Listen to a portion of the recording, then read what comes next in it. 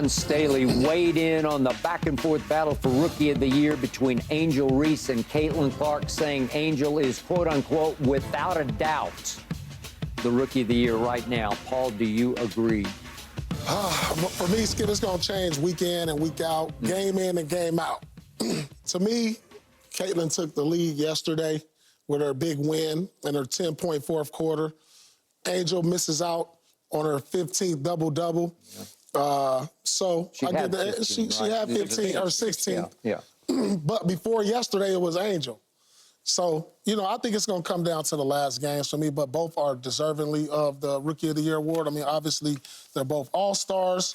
They both accomplished. They both right now currently have their team in the playoffs, which a year ago, you know, we didn't see the Fever in the playoffs last year. So today it's Caitlin. Tomorrow it could be Reese. I mean, you couldn't go wrong by giving them both the co-Rookie of the Year. I mean, at this point, but there's still a lot of basketball left.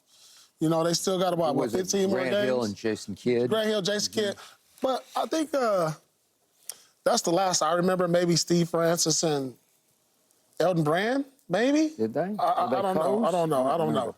But I wouldn't be mad if they both got it. But either one gets it, you can't be mad at it. They both accomplished so much as rookies. I think it's going to come down to the last game.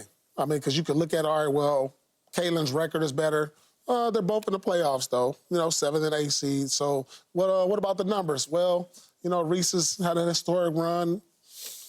Caitlin Clark put on an historic run. I mean, there's so many things that you can go choose from either one of them. So for me, it's whoever has the best stretch towards the end of the year, then that's who I'll give it to. So we're basically at the halfway point. So getting ready to get a break, right?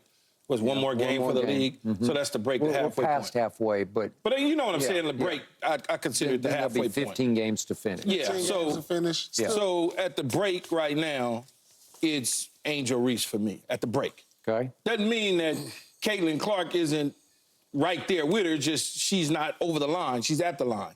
And the reason that is she came in with the hype, the everything, and she did well, teetered along, but then Angel Reese caught fire. Then all of a sudden, the double-double was just like she caught fire to a whole nother level. It was like, okay, well, she was one point away from 2 points. 2 points away from the 16th double-double. So it's not like she was 9 points away. She was a bucket away from getting it again. So it's like, okay, so she caught that fire. It got put out, but when they come back, they jump-started again after the Olympics. All of a sudden, she goes on another 10 double-double run type in the 15 games. Now, Caitlin Clark, she scored the 10 points in yesterday's victory, but let's scratch that out with the 6 turnovers. And let's scratch it out by 2 of 17? 5 of 17, 2 of 11 from 2 of 3. 11 from 3 and 5 of 17. You can scratch out. So scratch that. It's like, I understand. I agree. I understand what Paul is saying. The fourth quarter, the 10 points, no turnovers in the fourth quarter, I got that. But I got to look at the entire game and say, well, she didn't shoot it well. No. That's what she's known to do. She's supposed to be a shooter. She is. What is Angel Reese supposed to be? A boarder. A boarder. And guess what she's doing? She's boarding it and put back. So that's just for now. That doesn't mean that Caitlin Clark ain't going to catch her, you know, when we come back off the Olympics. Real quick, before I launch, your quick reaction. Do we have that?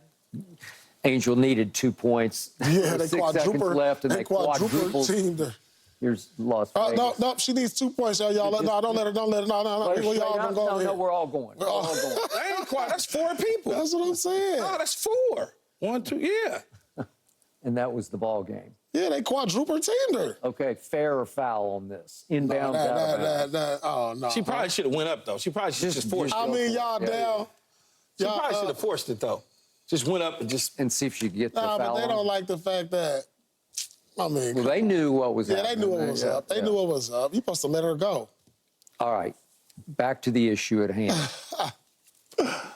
Look, seriously, both of these young ladies are doing extraordinary things for rookies, like extraordinary, because they're doing things that no one's ever done on both sides, some for better and some for worse. But to your point, I'm roller coastering from night to night because I'm kind of having to gauge it. Caitlin had the triple-double a couple of games back, and I'm like, okay, I'm impressed with that. Yeah. Right now, I got to go Angel because I can't get past. Caitlin's 53 more turnovers than anybody else. 53? She's already set the single season record for turnovers, and she still has 15 games to go. I just can't get around that because right now, as we speak, Angel Reese has 36 more offensive rebounds than anybody in the league. That is fire and desire. That is want to, but it's also savvy. It's also, you got to have that nose for the ball, that Rodman-esque sense of the carom, the bounce. Yeah. I'm going to be in the right place at the right time. To get 36 more offensive rebounds than anybody, and you're leading the league in rebounding is Angel. Okay, I got to give it up. Slight, tiny edge there. But Caitlin is leading the league in assists.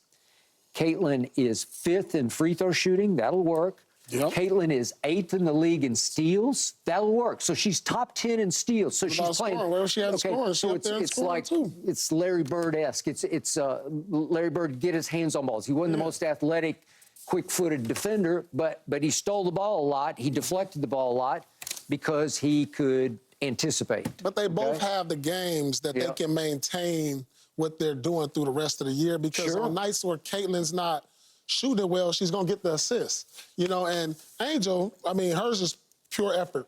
She can maintain that, where Caitlin has to make shots, but even if she's not making shots, she does so many other things. She does. So, even on her bad nights, she's going to give you, say, 12, 13 points, 5, 6, 7 assists, 5, 6 rebounds, which is 5, 6, 7, 8, 9, 10. turnovers. Keep going. At least you keep it consistent, right? Yeah. So Caitlin leads the league in three-point attempts, but she's way down the line. She's 33%, so it's way down the line in makes because she's not shooting it the way she shot it in college. But nobody does. It's hard to immediately. I don't know what your three-point did your rookie year. That's the thing. Did you have to I convert? actually had a great three-point rookie year. I shot better as a rookie. I shot 40% from 3 as a rookie. You did? Yeah, You didn't shoot that many, though. Yeah, it was a different time. But That's true, yeah. Yeah, it's a different time. Okay, but that college three-point line. It's definitely a difference. In your day. You had range, though, in college, I had too, range though. in college. Okay, but that college three-point line, in your time, I think it was like 3 feet shorter. Maybe it could have been. It was way different. It was right? different. It was a little shorter. The thing that when we start talking about the difference between the two, Angel's doing really well at what she's supposed to be doing. She is. Rebounding and playing defense. Caitlin's shooting 30-some% from 3. That's not what she's supposed to be doing. No. If she's supposed to be a marksman, she's supposed to. I agree. You know what I'm saying? No, that's the only thing But with you me. got to also put the fact that the impact on winning has to count for something. They both are going to the playoffs, you said. Yeah, right? like they're gonna win more games this year than they did a year ago. Last year, they won 14 games. They already had 11 at the halfway, a little more than the halfway mark. So they'll probably win 20 games. Yeah. Okay. They might be. They could win 20 games. I can see maybe they might get to 18. They're on pace for like 18 games to go. They might win. I mean, the way they've been playing lately. What they 8-2 or they won? They won 14. They've won 8 out of 12. 8 out of 12.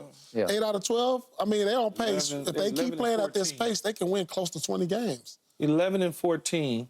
So they would need to win 9 of the next to get to 20. They would win 9 of the next 15. Yeah, that's what they're playing You know at what? that pace. They're starting to play like they could do that. Right. That's what I'm saying. And then out of the next 15 games, Skip, how many turnovers you think she'll have? Oh, sure, You know about 75 turnovers. I do think 80 turnovers. 80 I do think God was good to her with this break, which they don't usually fix it. have, because fix it. listen, she's played a lot of basketball because she goes all the way to the championship game, and then Well, it seemed both like of them have within played a lot, though. 2 weeks. Well, both of them. Yeah, Well, they that's both true. have played a lot. Yeah. She didn't get to the championship game, but she was, one short. Yeah, one short. Yeah, because Caitlin got even from last year when they won it all. So, all right, up next, back to the ESPN quarterback ranking. Joe Burrow ranked the second best quarterback to Patrick Mahomes. Is Joe Burrow the